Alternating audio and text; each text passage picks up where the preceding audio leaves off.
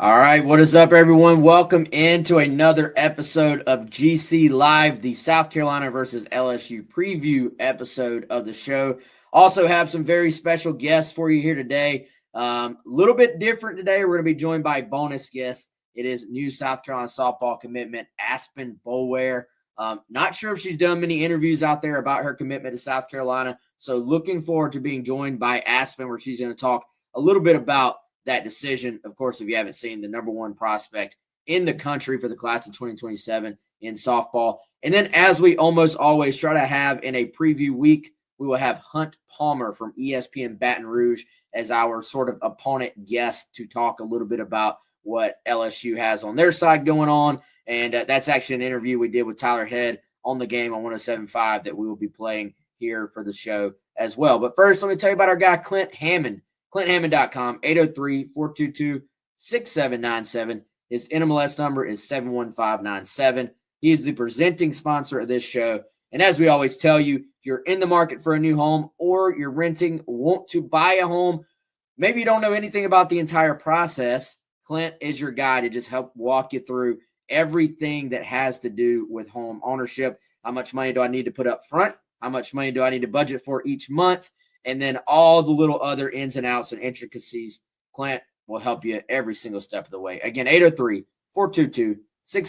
Let's also tell you about our friends over at Ferry Chevrolet. Appreciate them. Fourth generation dealer over there who runs the show.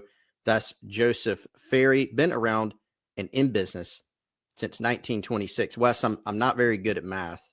That's like 100 years.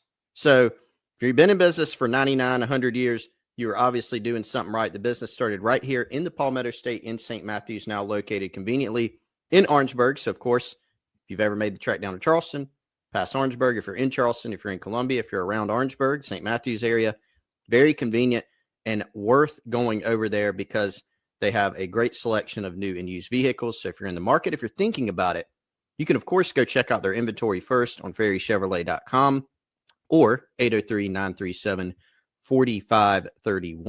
Honesty, integrity, and a handshake. You're going to have a great experience over there. So support those that support us. Check out Ferry Chevrolet at FAIREY Chevrolet.com. You'll see them every week on GamecockCentral.com as a presenting sponsor of the Ferry Chevrolet drive to wherever.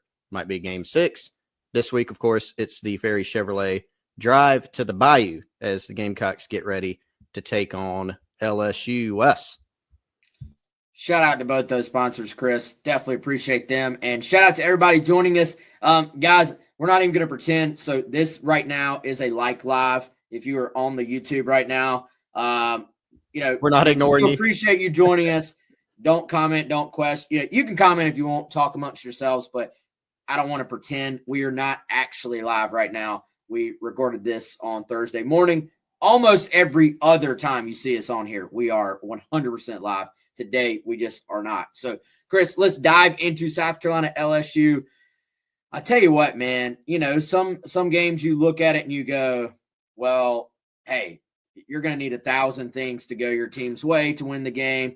Other games you look at it and you go, the other team might need 4 turnovers for your team to lose the game. And I think or you might have to turn the ball over 4 times to lose the game, I should say. This is a game, you look at it on paper. LSU is, depending on when you look this week, depending on where you look this week, 9.5, 10.5 point favorites in the game. The game is at LSU.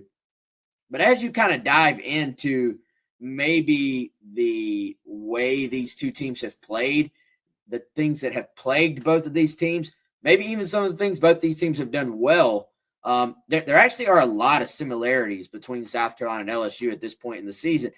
Even the fact, LSU is 4-1, but they have a close win at Clemson that maybe lost some of its luster already. They did beat Florida at home, and Florida does now have a win over Texas, but this was a 10-point home win, Chris, that you scored 20 points, and the opposing stud quarterback had 5 interceptions in the game. Yes. You have a 23-7 win at home over Louisiana Tech, and then you do have one blowout win 56-10 over basically the, on NCAA football when it would just say like Southeast West Tech. Yes. FCS South or whatever. Yes. You literally have Southeastern Louisiana. You did have a blowout there. And then you have there's nothing to hang your hat about losing to Ole Miss, but you have a 24-19 loss at Ole Miss. An Ole Miss team that we knew was replacing a lot of pieces this year. Mm-hmm. They're a top 5 team at this point, so that matters. But point being, man, I just, LSU is still heavily favored in this game, but I don't really think either team is where they thought they would be in terms of record, in terms of overall production, in terms of just overall play this season so far. Yeah, I took in, Wes, yesterday on Wednesday, the entirety of the LSU Ole Miss game. And be honest with you, man, ugly watch, especially in the first half. I looked up with, I think, 5 minutes to go in the first half, and there were 15 combined penalties in the game. Every time you looked up, there was a flag. And, you looked up also, huge discrepancy in plays run. Ole Miss at one point had like 40, 50 plays. LSU's about half. I think they had like 25 to 40, 23 to 45, 25 to 43, something like that. And so I think you make a good point. Let's talk about the similarities between LSU and Carolina. Both teams lost some personnel on the offensive line. LSU, I think, lost 4. They got 3 guys in the NFL from last year's team, led by Will Campbell, who's playing from the Patriots. Great player, right? Big time battle last year between their offensive line and South Carolina's D-line. Both hit some blows. Heavyweight fight. South Carolina lost 3 interior linemen. Both teams are having a good bit of trouble consistently running the football. That's been a huge point in Baton Rouge. Both teams with quarterbacks that came into the season with tremendous and I think well-deserved hype, because Garrett Nussmeier, I've always been a fan of his play. Obviously, same with Lenore Sellers. Both quarterbacks have battled through some things. Lenore Sellers gets knocked out in the Vandy game for the second half. In the first half, missed the second half. Wasn't, in my opinion, himself against Missouri for a good part of that game. Garrett Nussmeier, as has been publicly said, has been struggling with some type of abdominal strain that has seemed to limit him. So both teams, and that I think as a result, the offense in general, and maybe those injuries to those 2 quarterbacks have not had them having the type of season that we expected. So, trouble up front, protecting the quarterback at times. We've seen that from both these teams. I think if you look at LSU, Wes, that what sticks out is not as good as we thought they'd be offensively. They've got personnel, right? I think their biggest issue has been up front. Nussmeier not being himself. And then defensively, I think that's where the biggest change is. Blake Baker's second year in his scheme, which helps. But also they've upgraded really at all 3 levels, particularly defensive line and really in the secondary. They did a really good job in the portal, bringing some guys in. They've got guys like the Weeks brothers. They've got Harold Perkins returning at linebacker. Perkins, of course, plays that kind of Sam/nickel combined role. So they got some key guys back, but also brought in some key pieces.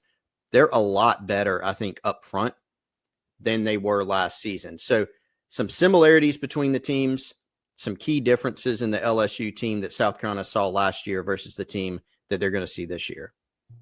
Yeah, and I think when you look at this LSU offense so far, I mean, that clearly is the side of the ball that their fans are just most frustrated with right now. I actually did the podcast with our LSU on 3 site and was talking. We were just both making a lot of the same comments about the offensive side of the ball. And, you mentioned the lack of run game. This was something that plagued them all last year. And they really had a phenomenal offensive line, especially on paper in terms of the individuals. And, they were very good in pass protection, but just was not a team that just created a lot in the run game. And so then you replace some of those guys, a lot of those guys, you come back and I'm sure it was one of those things where all offseason they talked about, hey, we have to be able to run the football this year. We have to be able to put ourselves in a position to succeed in that part of the game. We're going to double down on focusing on it.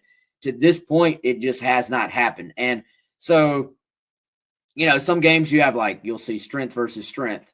Some games you'll have weakness versus weakness. And a lot of times you're talking about when those two particular units are on the field, right? So obviously South Carolina's run game on offense is not going to play LSU's run game on offense, which I think is kind of interesting when you get into football and you're trying to compare teams. If you said South Carolina's run game struggles and South Carolina or LSU's run defense struggles, you'd be like, all right, those are two weaknesses against one another.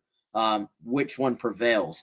But in this case, they can't go directly head to head, but which one can kind of just find a little bit this week? You know what I mean? Who can take the pressure off of their preseason Heisman mentioned quarterback to where they don't just have to do everything, I think is a massive key to watch in this game, man. Which side, it does not even have to be pretty. We've talked about Matt Fuller getting a little bit more of a shot at running back the last couple of weeks. Can you even just fall forward? Can you turn the 2 into a 4? Can you turn a 4 into a 6? Can you turn a -2 into, hey, we're actually at 2nd and 10, and we could be at 2nd and 12 if you hadn't kind of just powered through that guy? It doesn't even, as we've seen, you mentioned this with Kentucky, not that they are the just example of offensive excellence by any means right now, but in their run game, you mentioned, hey, sometimes it's not a missed tackle. It's just that guy is falling forward and kind of pushing the pile. Which side gives you that? LSU got some things going, frankly, in the run game last year with Caden Durham in the second half and really creased South Carolina and did some good things there. So what adjustments will South Carolina make schematically based on what they saw in this game last year? Is there carryover there? I think, just to go back to what I said too, when you look at teams that have trouble running the ball, typically those teams are not great on third downs. We've seen that with South Carolina. Typically, Chris, in my experience, those teams are not great in terms of red zone conversions. And you actually have two teams, if you look at the SEC stats, are both towards the bottom of the league in red zone. Mm-hmm. So, that red zone is one of those things you can kind of say every week, just like we talk about turnovers, run the football, blah, blah, blah. But typically, when that kind of pops out as a stat, if you have two teams that struggle with that and they have gotten to whatever their result has been so far while struggling in the red zone, to me, that tells me two things. All right, if I'm South Carolina's defense, I can keep them around maybe that same point total if that continues, if I'm still forcing field goals, right? If I start giving up a bunch of touchdowns in the red zone, then I may be in trouble. That potential points number may climb pretty quickly. On the other side, and to me, this goes back a little bit to how much are you going to run Lenora Sellers. When I think red zone, I think run the quarterback. Yep. If you're doubling down, which I think and hope we're going to see from South Carolina a little bit more in the second half on just leaning on 16, to me, it's a team. All right, that point total, everyone's been ticked off about, hey, they can only score 17. They can only score 24 on offense. That number, the quickest way for that number to creep up is to convert more of those kind of successful drives into touchdowns versus not having success once you get down there. Yeah, it's a great point. And, we saw LSU in the Ole Miss game when they scored their last touchdown, they had a chance to cut it to a field goal game. So they went for 2. They ran the football, got absolutely stuffed. So is that red zone? No, in the sense that it was a 2-point conversion. But is it red zone in terms of how you're operating an offensive play? Yes. And, I remember on the broadcast, they said, I can't even remember who did the broadcast, but they pointed out weird play call, because you're taking the ball out of Nussmeier's hands. You haven't run it very well all day. you're running the football, and you get absolutely stuffed, And so that's been an issue for them. I mean, you go back and look at that game, Wes, their longest run in that game, 10 yards, Now, on the other side, Ole Miss's longest run with Kawan Lacey, who's a really good player. I know you and I are both big fans. 23 carries, 87 yards, 3.8 a carry, did score a touchdown. Got a little more loose in the second half, 17-yard long, right? So I think this is a game where both teams are going in defensively saying, all right, our opposition for LSU, South Carolina, for South Carolina, LSU, is not running the ball well. Do not let this be the game where they get the run game on track, right? You don't want to leave this game and say, all right, LSU got it figured out. They ran for 150, 175 yards, had some chunk runs. As weird as this sounds, Wes, if you're South Carolina, you want to put this game actually on the back of Garrett Nussmeier, which sounds scary. But South Carolina's defense is at its best when it can get into third and long, rush the passer, and try to wreak some havoc, try to create some turnovers. One thing we saw in the game last year, Garrett Nussmeier put the ball in danger, and he's done it this year too. Look back at the Ole Miss game. He did have a pick. He had some other balls where I'm looking at it going, that's not a good decision to throw that football.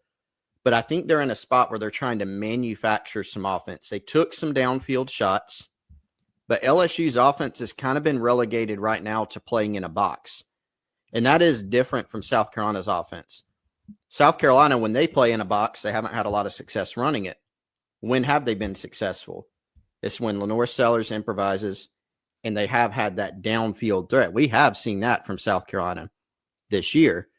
So you would rather, if you're South Carolina, even though Garrett Nussmeier ended up carving you up some last year, you'd rather take your chances, I think, doing what you do best defensively, which is as long as you can stop the run, get them into some situations where they're pressing a little bit offensively, try to create some turnovers. That's what you need, I think, to pull this upset. Yeah, and that's kind of, you go back to their kind of philosophy, their motto on defense, like put the ball down. Like this is a team, I think, that you're going to there could be some situations here where you really feel like you're in a bad spot. But if you can hang in there mentally, if you're South Carolina's defense, we saw it in the game last year, the play nobody wants to think about. But, LSU's driving, and he throws the ball right to Nick E. I'm trying to think. There's several other games I feel like, the A&M game keeps coming to mind for me for LSU last year where, like, he will put the ball in danger. Now, there will also be some – when he is right, there will be some throws where you go, that is an NFL just high level throw. And I think he hit a bunch of those, honestly, on South Carolina last year, like small window throws. One of the biggest storylines of this game, though, man, has to be, is he who we thought he was? Is he who he was last year? Is he back close to 100%? They were, I think, 1 for 7 on downfield attempts last time out against Ole Miss. They just have not been able to power the football down the field. I will say this, man, if you're watching this game at home, you're a South Carolina fan, and it's the end of the first quarter, and there just have not been completions down the field from LSU, I think that bodes actually very well, man. Like, the upside of this LSU offense is not that high the way they are playing right now. The upside of the LSU offense, if they are hitting balls down the field, and Nussmeier is, who he is, who he actually, I don't want to say who he's billed to be, who he truly is, I think, when he's 100% healthy. Like, the talent is there. We've seen it. So if, early in the Virginia Tech game, Virginia Tech actually hit several balls down the field, and you're going, wow, it's a good throw and catch. DBs were there, but just didn't make a play on the ball. I don't care how it happens. If that aspect of the game is able to hit for them, you're getting into the end of the first quarter, into the mid-second quarter, and you're going, man, they've hit some balls down the field. That, to me, is a bad sign for South Carolina. It's maybe the biggest key to this game. Can you go back to doing, can you do all the old school things we talk about, like affect the quarterback, hit the quarterback, force him into some issues? Chris, that was one thing they talked about on that broadcast too, some issues at offensive tackle, to be specific for LSU. And you've got some guys that can go hit the quarterback. They can go get to the guy. And obviously all that just builds back on what we talked about at the very top, running the football, stopping the run. They're going to be looking to establish that. You're going to be looking to put them in 3rd and 8s where Nussmeier is doing something that he just this year to this point has not really been that comfortable doing for whatever reason. So, yeah. And I think, tackling is going to be big in this game for South Carolina. If now it could be, look, here's one thing I think we got to think about, Wes. Does Garrett Nussmeier feel a lot better than he did against Ole Miss and throughout the rest of the season? He has had an extra week to rest. How much of how LSU's administered the game has been because of his health? I don't have the answer to that. Maybe they haven't administered it any differently than they otherwise would have. And the struggles are just more related to him missing some throws every now and then, their play calling, their blocking up front, the lack of a run game. That, in my mind, is probably a better reason, because there's more reasons than just, Garrett Nussmeier's banged up, so they're not playing well offensively. I think there's a lot of reasons in there. But you go back and look at the how they played against Ole Miss. Again, a lot of playing in the box. Yeah, they took some shots downfield, but it was a lot of let's try to run the ball. You remember Kentucky, Wes, would line up and they kept running some stuff to the edges with Kendrick Law, at receiver, some jet sweep type stuff. LSU did a lot of that. They threw a lot of screens to the perimeter. They put receivers in motion, tried to get them in space. They were trying to negate the fact that they can't run the football very well up the middle, as people say, right? That's kind of a catch-all, run the ball up the middle. But if you're just trying to run the ball in the box against anywhere from 4 to 8-man front, they haven't been able to do that. And so if you're South Carolina, can you tackle well? Can you create some negative plays? Can you create 2nd and 10s, like you said, 3rd and 8s? Because that probably is going to be part of LSU's game plan. Let's throw some screens, see if we can get some blocks on the perimeter. Let's loosen up the defense a little bit on the edges. Let's try to pop some runs. That, I would imagine, is going to be their game plan based on what we've seen so far. Could be different, but I think that's probably, if you're Clayton White, what you're expecting. So, winning up front and tackling on the perimeter and tackling just in general, I think that's going to be huge to go earn that opportunity to rush the passer on passing downs. Yep, get off blocks on the perimeter, and if you can force them to kind of play in the box, so to speak, like we've talked about, those outside quick throws, it's so much easier to cover those when you're not worrying about the deep ball hitting you over the top. Now, when they start hitting you over the top, and then you start drifting back a little bit, you start having to maybe play your safeties back a little bit more, and then they throw the quick perimeter stuff to the outside, you kind of get yo-yoed back and forth if you're a defensive back. So, that's just like that cat and mouse game that is constantly going on, in between the lines, basically any football game you watch. All right, y'all, we're going to shift gears here very quickly.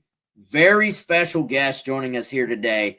It is South Carolina softball commitment, the number 1 player in the country for the class of 2027, 5-star shortstop, Aspen Boulware. She committed to South Carolina earlier this week, and she is now going to make her GC Live debut to talk about her commitment to South Carolina. All right, everyone, welcome in. We've got a special guest today. You see her right there on screen, rocking her Gamecock gear for the first time as a Gamecock, Aspen Boulware. Aspen, thanks so much for taking the time. I know it's probably been a wild, maybe 24 to 48 hours for you. Congrats on the commitment. How are we feeling today? I guess about 24 hours after you made the announcement. I feel great. I'm super grateful, and it's so fun to finally be committed. And so just being able to, say I'm staying home is really exciting. So obviously you had offers from all over. You had all these amazing options, honestly. Best programs in the country are coming after you. When it really came down to it and you and your family kind of sat down, why South Carolina? What were kind of those deciding factors that led you to being a Gamecock? So first of all, like the coaches, I really enjoyed them. They're very sweet, and just like staying home whenever I was in Oklahoma for the 2 weeks, and my parents didn't stay with me the whole time. They came during the game, so I was there about like 5 days by myself. And it's just like, dang, like I really missed them. And so being able to find a school that I really enjoy and that's also really close to home is definitely something that made me consider the school.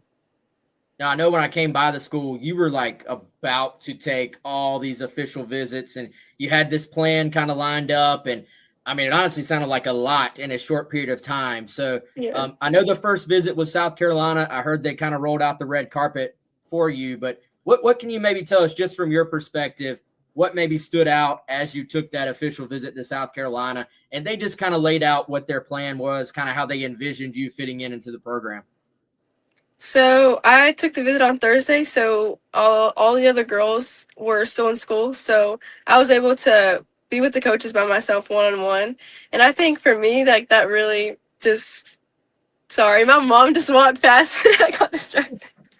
You're good. I think that really just like meant a lot to me because for me, the relationship with my coaches mean a lot. And they were just, showing me around. They picked me up from school, and I was just like, it was a fun experience. And being able to eat with the girls and talk to them and connect with them was really nice. So. You mentioned your mom walking by there, and obviously you said you missed your family when you were out there in Oklahoma. How was it going through this process, like with your family? I know they went through the recruiting process themselves, and just do you want to kind of speak on the relationship you have with them and how excited you are for them to be able to come see you play pretty much every game and all those different things? Yeah, so my parents mean the world to me, especially my dad. I'm a daddy's girl, so him being able and like them being able to go on every single visit was really a blessing. I have 3 other brothers, so they obviously have to split that time up. I'm not the only priority, but them being able to make the time and go to my brother's game on Friday and come to my visit on Saturday and be able to be there for the meetings and the important stuff and being able to ask the important questions that I maybe don't think of is really, really important to me, and I really appreciate them being there. So yes, it definitely meant a lot that they were there with me. Now, Aspen, I know you've told me obviously you like to be pushed, you're competitive. You want people that are going to push you to be the best. What about kind of, I guess you would say, like the system at South Carolina that they have in place, the plan to develop you on the field, off the field, all those things? What about kind of Coach Ashley and really that entire staff's, what about their plan for you on the field maybe caught your attention during this process? So before I took my visit on the camp, Coach Katie worked with me offensively, and we were going through some different things and some different drills that is new to me and I'm really interested in. And so being able to come to the program and work through those things, I think she'll be able to develop me offensively. And then defensively, I'm excited to compete for a spot on the field and just continue working with Katie and, growing all around. So. Now, was there a point in the process? I mean, obviously there was, but what maybe was that point where you were like, man, South Carolina either is the place for me or South Carolina might be the place for me? Like, was there kind of that just one moment, or did it all just kind of lead up to it? Maybe can you take us through what was going through your mind as you were going through this process the last month or so? So I felt like after the visit, I felt very, very good about South Carolina, but I just decided that I was going to take all my visits, which I stayed true to. So there was a couple of other schools that I felt the same way of, and that's why I'm grateful that I was able to talk to my parents about it and be able to sit through and let it marinate a little bit and think about it and pray on it. And so I think eventually I came down to the decision of South Carolina, and I circled way back. I took all 5 visits and I came back to it. And so I'm just really grateful for them being patient with me and, waiting for me to actually think about everything and decide where I wanted to go. What was the moment like with Coach Ashley Chastain Woodard when you delivered the news? I don't know if I guess you called her. How was that moment for you and for her based on her reaction? Okay, so I was talking to my parents and I was like, I had decided before, the day before, that I was going to commit to South Carolina. And then, what was it, Tuesday, I had called her and we were going to meet for dinner, but I was like, you know what, I'm just going to call her right now.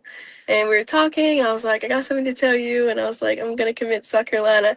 And it's dead silence for like a good 2 seconds, but for me it felt like 5, and I was just like sitting there, and she was like, "Oh my gosh, I'm so happy," and she was crying. She was like, "I'm just so happy that you picked South Carolina," and it was just so amazing. And then I called Coach Katie, and she was like, "Shut up," and then she FaceTimed me. She was like, "Are you joking?" And she has a daughter, Arden. She's like, I'm gonna tell Arden. I won't tell anyone else, but I'm gonna tell Arden, my sweet baby. So it was just great. The reaction was amazing, and it was priceless. So I really enjoyed it. Sounds like an awesome moment. Similarly, Aspen, what was like the reaction when you announced it like to the softball world? I'm sure you had classmates, teammates there, but then I mean, one of the cool things following softball, it seems like you girls kind of all keep up with each other. You play on travel ball rosters together. You were just out there at the World Cup representing our country. Like, what was the reaction from like all these different parts of your softball life in terms of like, were they shocked? Were they surprised? Were they claiming they knew? What was that part like? Yeah, so there was a lot of different like feelings. There was a lot of shock, a lot of like, oh, like I kind of called it, but the one person that I texted before I committed was Goose Hutchins. Like whenever I was in Oklahoma with her, like we built a really like strong bond connection, and so it was hard to like pick a different school and like go away from her, but she's just an amazing player, and so I wanted to like text her and be like, like even though I'm committing to a different school, like I want to stay connected. So I texted her before I committed, and then a couple other people, and then after I committed, like I went to practice, and my teammates were like, "Congrats!" and everybody's just filling me with really warm congratulations. So it was great. And now you and her will get to compete against each other in the SEC at some point, which I'm sure will be special. How was it? Speaking of special, how was it like putting on a USA jersey, going out there? I know you played very well too. That had to be pretty special. What was just that whole experience like for you? I know I played with the 15s, but playing with the 18 under team was just totally different. Like all the girls are so much more mature, and it made it more enjoyable to be with a lot of like-minded players. And so whenever we were going through and we had entered the super rounds and we were playing Japan the first game, and it was a little tight, and just like being able to push through and finish through that first game, it just was like so much relief. And then coming back and playing them and beating them again was just amazing. And there's so many really good, talented girls on the team. Like Caroline Sand, like I just love her so much. She pitched so good for us, and I just love so many of the other girls there, and just it was really, really great. Now, speaking of other really good players, I know there's a good class already coming in around you at South Carolina as well, some highly recruited players. What do you think your role will be moving forward? Like, do you kind of feel like you can maybe, if they're younger players visiting South Carolina in the future, are you going to kind of put on your recruiting pitch a little bit? Is that your style or not really? Well, I mean, I'll do whatever like the girls want me to. I think whenever I came, the girls that were already here, they were just really, really honest and transparent, and I really received it well, and I appreciate it a lot, because I don't want to like feel like I'm getting put on the show just so that I can like the school. You know what I mean? And so I would just, be transparent about how I feel about the school and, my experiences and stuff like that. And I think other girls will appreciate it as well. This might be a deep question, and it's one of the final ones I have, Aspen, but do you let yourself think about the fact that playing for an in-state school and being locally here, like in the Midlands as well, just in terms of like leaving a legacy potentially? I know like you're seeing kind of Lenora Sellers do the same, Asia Wilson do the same in basketball. Do you let yourself kind of think about the legacy aspects of playing for the home state school, or are you more just like, I just need to go play ball and everything else will kind of take care of itself? Oh, that's a good question.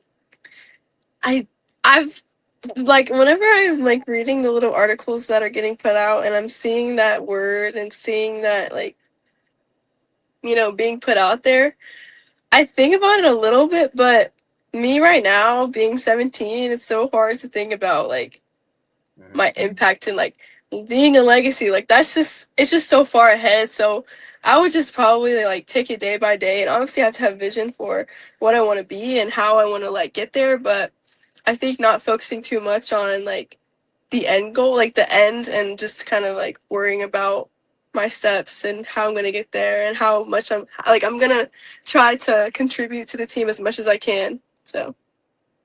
Great answer. And finally here, just, how does it feel? How excited are you to go ahead and kind of look ahead? Like this part of the process, I'm sure it was fun, but I'm sure it's kind of stressful too.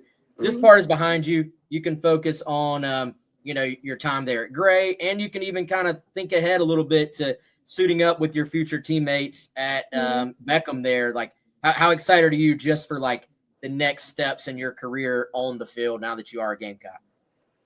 You don't understand. Like, I know so many girls. I know Boo, she's on my travel team. And then Libby Miller, she's committed here also. I played on a travel ball team with her when I was like really, really, really little. So just being able to know so many girls that are already here and also knowing some of the girls that are here right now, it's just, I'm really looking forward to it. So, Aspen, again, thanks so much for the time. Congrats again. I know everybody over there is super excited for you. We're excited for you too. And good luck the rest of the way. And we'll be following you along in this career. And we'll talk to you soon, I hope. Okay?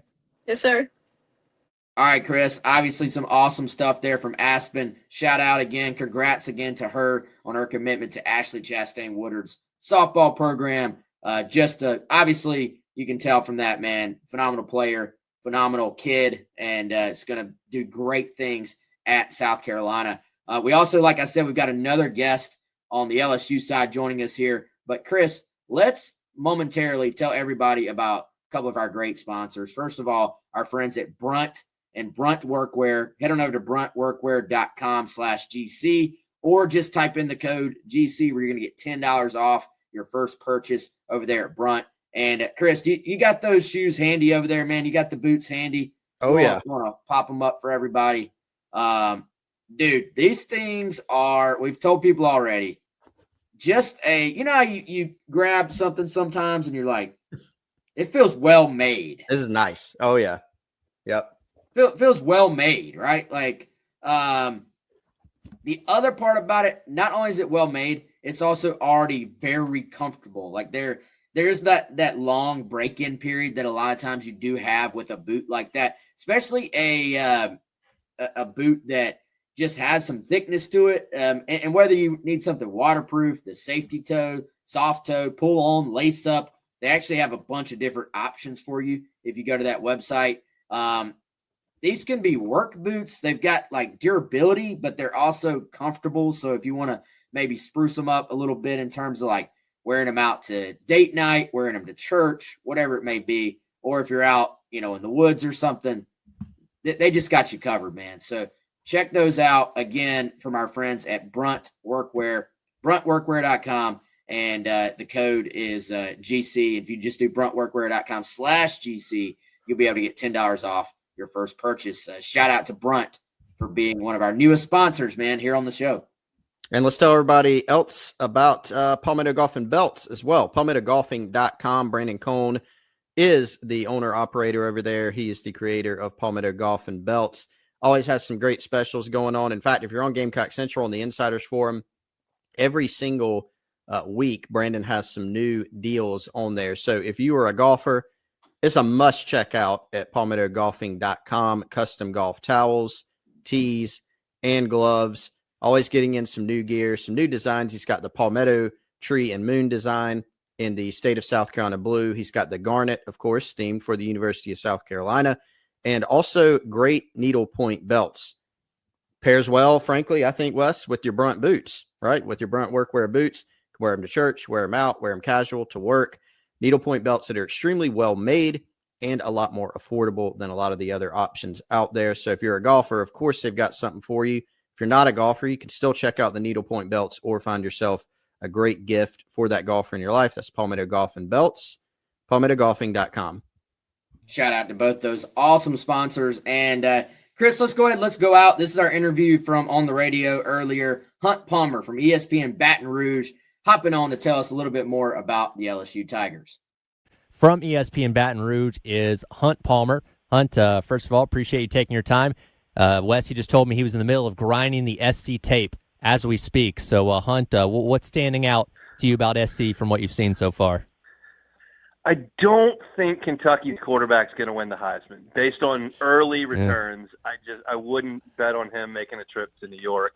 But yeah, Lenora Sellers, very athletic as well. There's plenty to talk about, so let's do it.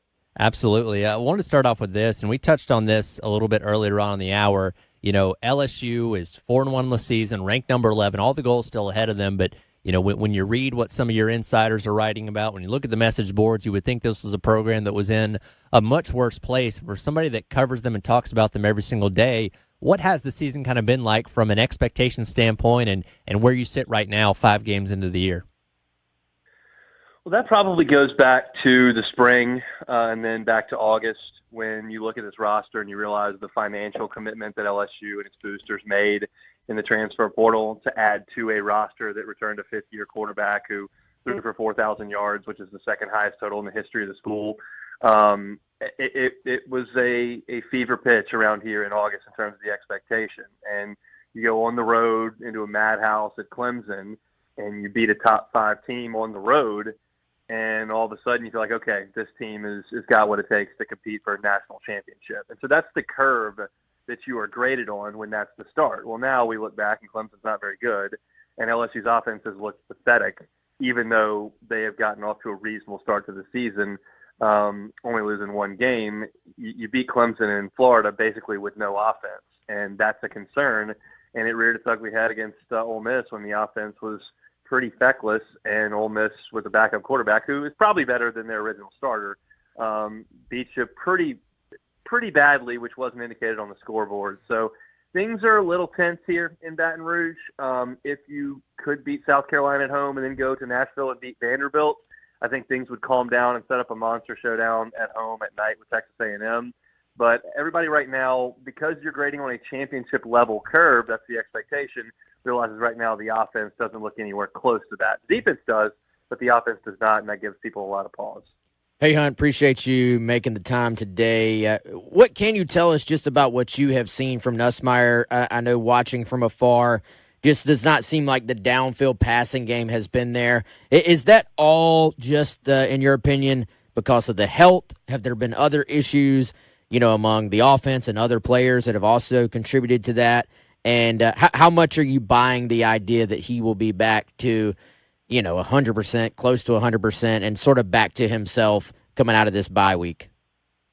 I think it's a two-sided discussion. I think there's a Garrett Nussmeier piece, and then there's an LSU passing game and offense piece.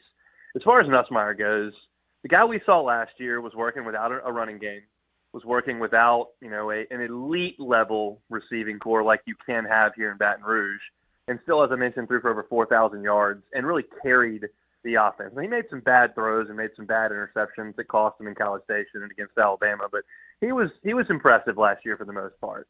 And so you bring that into his next season, and a lot of people are thinking, well, in Burrow's 5th year after he started for 1 year, he won the Heisman. And in Daniel's 5th year after starting at LSU for 1 year, he won the Heisman. And this guy had a better junior year than both those guys. What could come here? And I thought that was unfair, but that's the talking point around here. And we went out to practice the last week in August, and he did not throw. And Brian Kelly said, yeah, pitch count. We don't want to overextend him, and just kind of rest in his arm like a pitcher. And I've been to LSU practice for 15 years. I've never seen a quarterback go through practice and not throw the ball. And then we find out that he's got a, quote, a torso injury. And then we hear ab strain. And you realize that LSU is keeping the throwing very much around the line of scrimmage. They're not pushing the ball down the field. They've had 2 instances, one on the first drive against Louisiana Tech and one in the second half against Ole Miss, where one of their receivers, Barryon Brown against Tech and Chris Hilton against Ole Miss, beat the defense by 5 yards. Gone. And Nussmeier came up not like a little bit under. He missed the throw by 15 yards. And that just leads me to connect enough dots to go, this guy's hurt. He just can't make the throws he is used to making. And so that, to me, seems like a reasonable conclusion to draw. I cannot speak to what he'll look like on Saturday after a week off. I know he did not throw at practice last week. He was doing a bunch of virtual reality stuff and didn't throw the ball. But I think he is hurt, and I think that has limited LSU from an offensive perspective. I do not believe in any way that it has hampered their ability to run the ball, and they just cannot flat run it on anybody. They did not run it on Southeastern Louisiana. They did not run it on Louisiana Tech, and they faced Ole Miss last week, who is the worst run defense in the SEC, and they could not run it on Ole Miss. So everything's being now heaped on Nussmeier, and he's trying to bite through an injury, and you just see an offense that is not doing much of anything. And that, to me, is the biggest question with this team. I don't know how much better the running game can get. They have not run the ball as a program for 3 years. I don't expect that to change moving forward. I do think there's a reasonable expectation that the passing game, should Nussmeier get a little healthier, can get back to what it was last year when he completed more passes than anybody in the SEC, and they were the best third down team in the country because he was so good on 3rd and 6, 3rd and 7. That I think can come back if he's healthier. But as far as his health, I just can't speak to it because I don't know.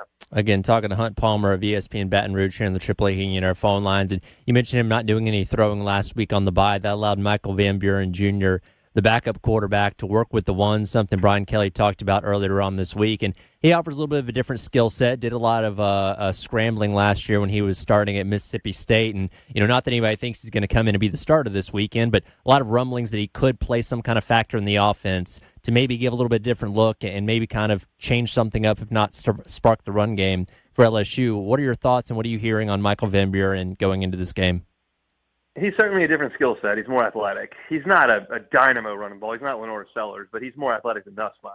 And I just don't think you're going to see him unless Nussmeier's hurt. Brian Kelly was asked about that in red zone, in short yardage, hey, bring in Van Buren for a package. And he said, no, I'm not taking Nussmeier off the field. So I don't think you're going to see that. I don't think it would be a bad idea, but I don't think you're going to see it. There's a possibility, though, that if Nussmeier stays on the field, maybe runs out into motion and you can wildcat it, LSU's running back, he's now a running back, Juwan Johnson. He has played safety at LSU. He's played quarterback at LSU, and he's played running back at LSU. He is the all-time leader in Louisiana high school history in total offense and touchdowns scored. He was a quarterback there, but he's playing running back for LSU right now. He's a freak of an athlete, and he can go back there and give you a little bit of a wildcat read option look with maybe Nussmeier on the field as a bit of deception. That's something we saw in the spring. We have not seen it through a month of regular season, but I think if LSU is going to go to something like that to maybe spark the run game, I don't know if it's Van Buren. I think it's probably Juwan Johnson, but that's just speculation on my part. Hunt, what are your keys to a win for either side in this game, and kind of just what are your expectations for how this thing may play out? Yeah, I think the pass rush for South Carolina, especially with Stewart on the edge, is really important in this game. I thought LSU with Emory Jones and Will Campbell last year could hold its own with that ferocious Carolina pass rush that included Kennard that doesn't anymore. But LSU doesn't have those two tackles anymore. They're in the NFL, and they're weaker at tackle. And if South Carolina can get some pressure on Garrett Nussmeier and limit that passing game, I think that's trouble for LSU's offense. That's a big, big key for me. And I think on the other side, I don't anticipate South Carolina methodically moving the ball on this LSU defense, which is really, really, really good. They gave up 24 points last week to Ole Miss. They were out on the field for more than 80 plays, which is just a death sentence on the road against Lane Kiffin. That's a really good defense. What I do think Carolina can do, and I've seen them do it with Norris Sellers against LSU last year and a little bit earlier this year, the big play, especially to Nick Harbor, getting the ball vertical and hitting that 65, 70-yarder. That's easy offense for an offense that's been okay at doing that. So to me, I think the South Carolina pass rush, if LSU can neutralize that, I think Nussmeier will complete some passes. And again, I don't think South Carolina will consistently drive the ball in Tiger Stadium against an LSU defense. But if you get a safety or a corner with eyes in the backfield on Sellers and a play breaks down, then he flips it down the field 65 yards, that's where I think South Carolina can come up with some offense. And I don't think either team scores 30 points in this game. That's just LSU 2 years ago, whether you liked it or not, you were getting in a shootout with Jaden Daniels and the worst defense that's ever played at LSU. It was going to be up and down the field no matter what. LSU's the opposite this year. They're great on defense, and they're not going to score a lot of points. So it's kind of been a race to 24 for every game that LSU's played in, and I think that's probably more the same on Saturday night. Hunt, about 60 seconds here. We were reviewing last year's game, and the controversy and wild back and forth that it was here in Columbia. What was the significance of that game to LSU, and any talking points coming away from that one going into this year's matchup? Caden Durham, I wouldn't have expected him that morning to get 10 carries in that game, and he really broke out. He broke 8 tackles in that game and became LSU's first team back that day. He probably comes back on Saturday, though he's questionable right now. I think he plays, so that was something from last year. And then Nussmeier showed some guts, down 17-0 in that game to to make some really big throws, and those throws just haven't shown up this year. We'll see if they can do that coming up on Saturday night in Death Valley. All right, good stuff there from Hunt. Appreciate him joining us. Also, believe we are going to be able to hear from Bryce Kuhn from LSU On 3 site on 107.5 on Friday. Just logistically didn't quite work out today, but I will post that on our YouTube page as well if you're interested in hearing more about South Carolina LSU from the LSU perspective. Chris, we're getting to the end here now, man. We could probably talk about 100 more things with this game. Lots of just little layers. We love it. Love when there's all these layers to a game. It's what makes football great. Couple of other little just quick like ins and outs I noticed watching them in that same game you did. LSU is a team, at least in this game, they love to do the pre-snap. Let's get to the line. Let's change the play. And speaking of cat and mouse games, early on I was watching LSU would go to the line. They would see what Ole Miss was showing. They would look over. They would change the play. And then as soon as they changed the play, all the Ole Miss guys would start doing all these signs to each other, and they changed their play too. It's like you had this little back and forth, just very, very good cat and mouse game. That was one thing that caught my attention. The other thing is that small sample size, but LSU has not been phenomenal at covering punts. And Vakari Smith, as Brian Kelly called him. He, as much as people talked about those 3 touchdown runs, teams have still tried to kick to the guy. And there have been a couple that have been this close to being possibly punt return touchdown number 4. Rashad Fenton returned a kickoff in that same stadium many moons ago. Could we see Vakari get loose this week? I know those 2 things aren't related, but those are 2 like tiny things that just caught my eye. True, man. You just had some memories flood back there. Yeah, we're the dummy that hadn't had him touching the ball. You remember Spurrier? Yes. And what ended up being his last game. Who would have known? Sunday night, day after. Crazy. But yeah, I mean, it is a good point. Vakari, we just should just start calling him Vakari Smith. Just adopt it. He might have some opportunities. I got to dive, Wes, before I do my final preview on the site. That's kind of the one area I got to cover a little bit more in terms of watching is special teams. But is that an area where South Carolina can make a big play one way or the other? Last year, they blocked the punt controversially. So much controversy in that game. Brian Kelly was not happy about how that was not flagged. The SEC, I think, or the NCAA ends up changing in the middle of the season how they're going to call that particular penalty or not penalty. All the other calls, of course. But, yeah, special teams is an area, if you're South Carolina, can you create some type of advantage there? I think it's a very good question. Certainly something that's on both teams' radars. Yeah, for sure, man. Hey, let's make some picks here. Final moments here of the show. Again, shout out to both of our guests and all of our sponsors. Chris, what's your, and I know we talked about the whole show has been keys to the game, but what ultimately stands out to you about game flow, like how this thing could play out? And what's your pick, man? Yeah, so if you look at the keys for South Carolina, it is going to be a classic one in that, you are going to have to be able to run the football. There's some keys for South Carolina that until they accomplish them in a game are going to be keys. Last week against Kentucky, one of them was play cleaner. Have they, kind of erased that bugaboo of not being able to play a clean game? Well, now you got to go do it on the road in Baton Rouge against, as Shane Beamer said, a lot of very intoxicated Louisianans. The latest possible kick you can have in that game. It is going to be a challenge, but I'll go back to what I said earlier. If you're South Carolina defensively, don't let this be the game that LSU gets the run game on track, right? That you can't let them do that. If you're the Gamecocks, you do have to go play a clean game. I think there are some opportunities, even though LSU has upgraded defensively. I think there are some opportunities in the passing game for Lenora Sellers. I think there are some opportunities for quarterback run, whether it's scramble or design runs, against this LSU defense. They're very aggressive up front. Can you use that against them? We saw a little bit of that in the Missouri game, even though South Carolina came out on the wrong end. The way I look at this, Wes, two teams that are fairly evenly matched when you break it down overall. If this game were in Columbia, my pick would be the Gamecocks. This game is in Baton Rouge at night. I think that presents some challenges. I don't have my personal line as high as Vegas does, but I do have to go with LSU in this one, really just because it's at night in Baton Rouge, it's on the road. That, to me, kind of flips it in that direction, whereas if this is in Columbia, I'm probably picking the Gamecocks, and I'm probably picking the same score, just flipped. LSU 20, South Carolina, or LSU 24, South Carolina 20 is what I have in this game. Yeah, I'm with you, man. I think it actually could be way tighter than people think for all the reasons we talked about. Can you control Harold Perkins and just not let him be a game wrecker? Is something that you brought him up earlier. I just, when that guy gets comfortable and they're moving him all around, like I think he's one of the players on that defense you have to like actually account for.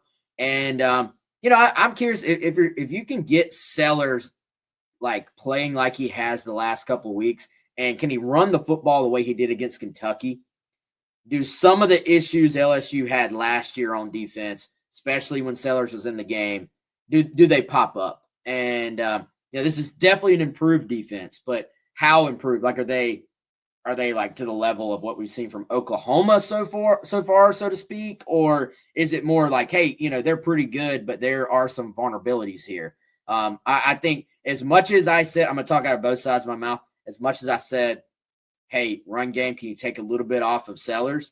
This game ultimately comes down to the two quarterbacks. Which one can not make mistakes and which one is able to make those big plays, whether it's, hey, does Nussmeier still have the ability to hit the long ball down the field? Can Sellers have one or two of his patented just long runs and kind of take over the game? And who protects the ball? No Sellers fumbles, no Nussmeier interceptions. Like we talked about, Lagway, man, he went in there, turned it over a bunch of times. So I think that's a huge factor. We didn't even talk about the injury report. Several South Carolina offensive linemen still banged up. Do you get Casey Henry back in there? Do you get Nolan Hay back in there? We're recording this on Thursday morning. We'll have another injury report Thursday night, of course, Friday night as well. Certainly something to monitor in a game where you are on the road. You're dealing with crowd noise. You're dealing with communication up front, in addition to like having to block these guys as well. So huge factor there for me. Chris, I'm going homer pick. I'm picking the Gamecocks 26-23. I'm picking a weird score because I think it's going to get weird. And also, if you're going to make a run during this 5-game stretch, dude, it's got to start now. Like, it does. Beamer, we've seen it. For whatever reason, these teams play way better in the back half, but does it negate things that both teams are coming off of a bye? Like, what does South Carolina do coming out of a bye? LSU has had a bye to create wrinkles and tweaks and change things as well. So seems not that common that you just have two teams directly coming off a bye. So how much of a factor is that in this game? I don't know, but I'm expecting a good one, man. I think we are in store for a great game on Saturday night in Baton Rouge. Got anything else? That's it for me. It for me too. He is Chris. I am Wes. Y'all check out everything we got going on GamecockCentral.com in the lead up to the game. Still a bunch of content coming out, of course, before the game, after the game, everything in between. We got football coverage, baseball coverage, basketball coverage. We got softball coverage. We got it all on Gamecock Central. Come check us out. For Chris, I am Wes.